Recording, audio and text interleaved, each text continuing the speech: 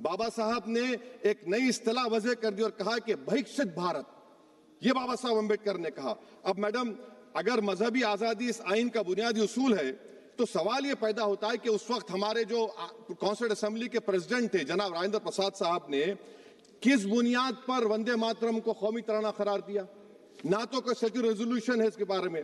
Madam, मैं आपको बताना चाहूंगा कि जुडिशरी क्या कहती है। बीजू इमैनुअल केस है 1986 का, जिसमें जिहोवा विटनेस ने कहा कि मैं नेशनल एंथम के वक्त खड़े रहूंगी, पढ़ूंगी नहीं। सुप्रीम कोर्ट ने कहा कि उसने कोई गुनाह नहीं किया। वहीं एक 2017 का केस है अश्विनी उपाध्याय का केस सुप्रीम कोर्ट का, उन्हें कहा गाइडलाइंस दिए जाएं वंदे मातरम पर, सुप्रीम कोर्ट ने नहीं कह दिया। फिर आप आ जाइए madam, prevention of insult act national 1971, इसमें नेशनल सॉन्ग नहीं है, सिर्फ नेशनल एम्बलम और आपका नेशनल एंथम है। फिर आप आ जाइए 40th अमेंडमेंट आर्टिकल 51 है, 76 में पास हुआ, उसमें भी इसका कोई जिक्र नहीं है।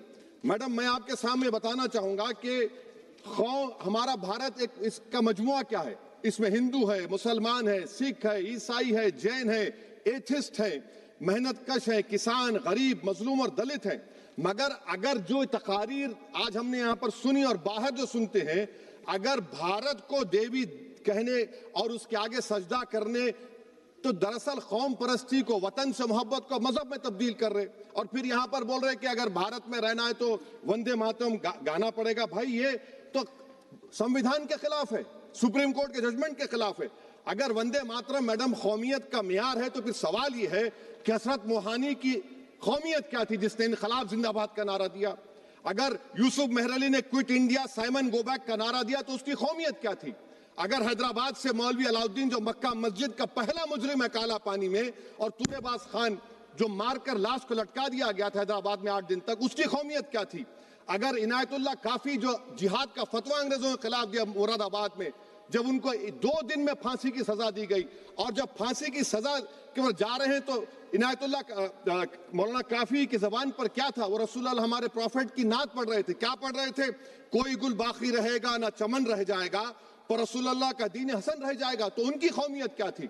माल्टा की जेल में महमूदुल हसन, हुसैन अहमद मदनी 6 महीने माल्टा की जेल की ग्राउंड में पड़े रहे, उनकी कौमियत क्या थी? अल्लामा फजल खैराबादी का वो सेल काला पानी का पुकार पुकार कर इनसे पूछ रहा है, जो वहीं पर मर गए, खबर वहां पर है, बताओ मेरी कौमियत क्या थी? मैडम, मैं एक मुसलमान हूं, मैं इस्लाम को मानने वाला बावकार इंसान हूं, और मेरे मजहब की बुनियादी तालीम तौहीद है, ला इलाहा इल्लल्लाह, नहीं है कोई खुदा सिवा अल्लाह के। और कुरान में अल्लाह क्या बोल रहा? इय्याका नाबुदु इय्याका नस्तईन, तुम मेरी इबादत करो, मुझे मानो। मुझे कहां से मिल रहा? आर्टिकल 25 से मिल रहा है।